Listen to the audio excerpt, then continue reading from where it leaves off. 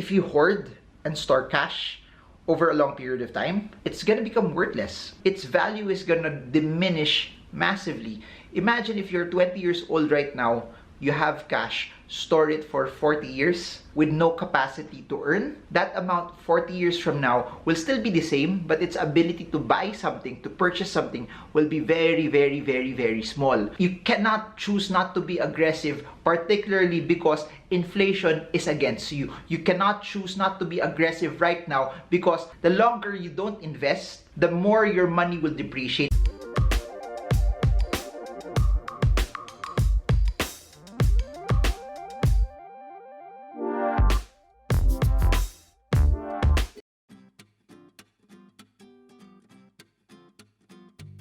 Hey guys, so Philippine inflation dropped to around 4% for the latest disclosure, and in this video, I want to unpack what this means to all of us as Filipinos, as investors, as savers, and what should you do when pieces of information like this would drop. Because at the end of the day, for you to be able to win in your finances, it's all about the right information and processing them to make it fit whatever financial goals you actually have. Inflation is basically your cash, fiat, peso devaluing. Across time, the buying power of your peso decreases over and over and over and over and over. And what we get from a monthly basis in terms of inflation rate just actually tells us how fast inflation is actually growing. So meaning, if it's at 1%, prices grew by 1%. If it's at 5%, it means that prices compared to the previous measuring period grew by 5%. But the fact of the matter is, it's growing. The fact of the matter is, your purchasing power over time will get smaller and smaller and smaller and smaller and smaller and smaller and smaller. I don't know if you know this, you've noticed it. 5,000 pesos going into the grocery 10 years ago would have bought you much more. 5,000 pesos today will buy you lesser items. Similarly, go to the gas station if you're driving a vehicle, regardless if it's a motorbike or a car or a van or a truck. 20 years ago, if younger people than me can relate to this, but I remember seeing gas prices around the 10 peso mark. I think it was around the late 80s or early 90s that we saw gas prices around that level. That being said, today it's very, very far. That's what inflation is. So what does that mean to you as an investor? What does that mean to you as a saver? What does that mean to you as someone who's earning money on a regular basis? If you hoard and store cash over a long period of time, it's gonna become worthless. Its value is gonna diminish massively. Imagine if you're 20 years old right now, you have cash, store it for 40 years with no capacity to earn. That amount 40 years from now will still be the same, but its ability to buy something, to purchase something, will be very, very, very, very small. We can't control the inflation. There's nothing we can do. There's a lot of things that we cannot control. We cannot control the interest rate. We cannot control the GDP. We cannot also control what inflation numbers are. But there are a lot of things that we can actually control as investors, as savers. That actually means right here, right now, 2021, your goal is whatever cash you have that's extra, whatever cash you have that's above and beyond your operations and your emergency fund, you need to convert them into assets. You need to convert them into assets that will actually beat inflation. You may ask, I cannot remove all of my cash because I need that on a regular basis. That's very true. So compute a certain amount on a monthly or yearly basis that you would need as part of your expenses, then leave that as cash. That's your revolving fund, that's your operations, that's your fund that you would use for day-to-day expenses, and that's fine. We need cash still for liquidity. We need cash still for things that we would transact on a day-to-day basis. So it's not wrong to have cash. I'm in the middle. There are people that would say that cash is trash. There are people that would say that you need to have a stockpile of cash. I personally am in the middle because there will always be a middle ground to everything. So the scary part is if you are in the extremes, if you don't see that there's a middle ground where you could have the best of both worlds. So if you have that level of cash already, that will keep you afloat, all of your transactions, all of your bills, all of your expenses, including your emergency fund. Your next goal right here, right now, is to convert whatever cash is on top of that into assets. Please remember, not just assets per se, just for the sake of getting assets.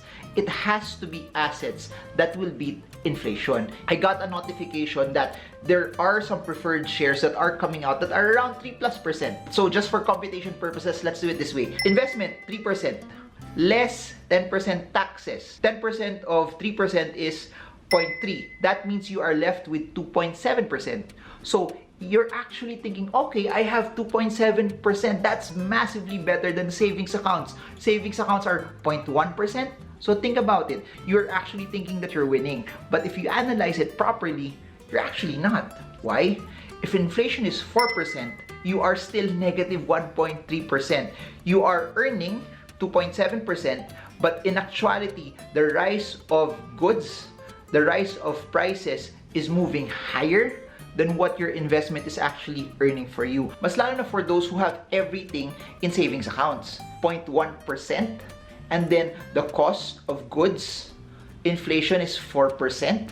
You're not actually winning. You're actually losing because your money, your assets is depreciating over time. Savings, there's a time and place for savings. I need my savings for liquidity purposes. I need my savings to be able to store and to keep me afloat. Please be sensitive about this, that every time you invest, it has to be in investments that are higher and will actually beat inflation, because if those investments are not beating inflation, instead of putting you forward, instead of bringing you forward, it's actually also taking a step back. It's not helping you for you to be able to achieve your dreams, especially if you are investing for retirement. If you are in your 20s, 30s, 40s, and you plan to retire at 60, I made so many videos about this, that retirement is not a function of age. Retirement is a function of how prepared you are in terms of how you invested your money, how you built assets. But just for the sake of computation that you are an employee, that you want to quit your job when you're 60 years old, it has to be at the point right now that you have to be more aggressive. You cannot choose not to be aggressive, particularly because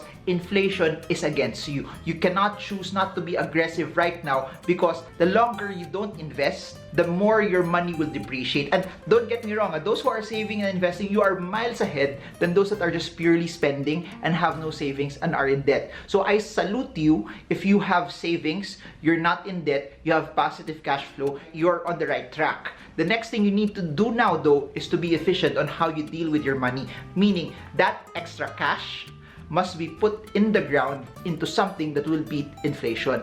Because if not, sayang eh. The money that you placed would be devalued and won't be able to help you if you retire at a later age. And that's why when people say that it's so risky to invest into something that's not guaranteed, it's so risky to invest into something that will not give you a fixed rate of return, it's riskier for the long term to put your money in assets that are safe, to put your money into assets that over a stretched period of time will lose over inflation. So guess what? There will be volatility in stocks, there will be volatility in equity funds, there will be volatility in cryptocurrencies, but guess what? Over a stretched period of time, index funds, blue chip growth stocks with amazing fundamentals, Bitcoin will beat inflation over and over and over and over and over and over again. I'll say this again, and I said this in a previous video, the greatest risk is not taking any risk at all.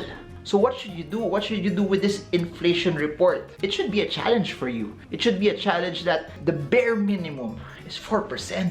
You should not be satisfied earning less than 4%. You cannot be idle anymore, especially if you are just starting right now. That means the money that you invested 10 years ago into something that's less than inflation, you would have earned even massively less. And please take note of this, some of the things that you're buying, especially those that are considered wants, luho, luxury, some of them increase their prices that are even above inflation. Tuition fees pa lang eh, they increase their prices above inflation. That means if you are saving up for tuition fee, college tuition fee, that means that your investments should be massively, massively, massively higher than the increase that they are putting on. Because please do note this, that if they keep increasing their rates, and then you have kids that are 1 or 2 or 3 years old right now, in 10, 15, 20 years, how big the tuition fee would be. So please remember this. Number one, it's so important that when you invest, it has to be in investments that are higher than inflation. But the second thing that I would suggest to all of you is just to massively outperform and earn more. That's why you cannot limit your income to just one, because if you limit your income to just one, it would be easy for you to be beaten out by inflation. But if you have other sources also, multiple streams of income that will give you different areas on how you can make money, pile up that retirement nest egg, then I think it would be better. Even though there's volatility, even though there's risk it's still okay. It sounds easier than done, but it requires discipline. It requires you doing the boring things. Because please remember, it's the boring things in life that will make you rich.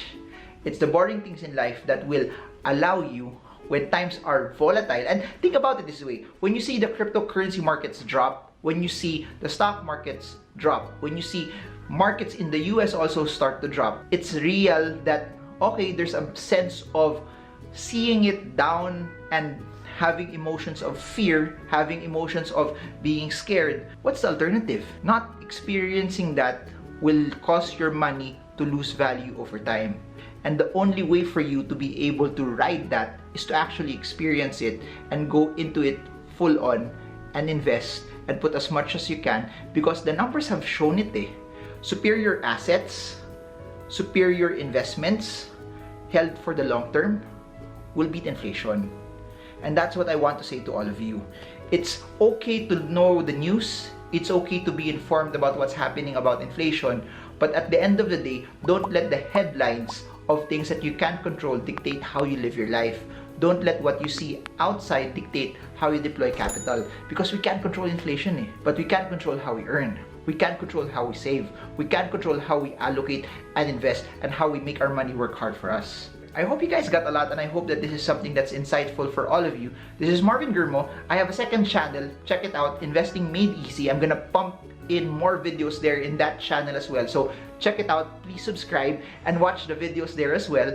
And if you want to know more, I'm having a Zoom fundamental analysis class. It's happening because of the lockdown. We're doing it via Zoom online this August. Links are in the description below. We're also having a technical analysis course happening fourth quarter this year. If you want to check out my books, links are in the description via Shopee and Lazada. And if you want to trade the US, crypto, and foreign exchange markets, we have exchanges below that you can actually use to let your money work hard for you. So I hope you guys got a lot from this. Comment below if you stayed until the end. And this is Marvin Gurmo. I hope this video helps you trade well, trade strong, trade smart. See you all again soon, guys, and God bless you all.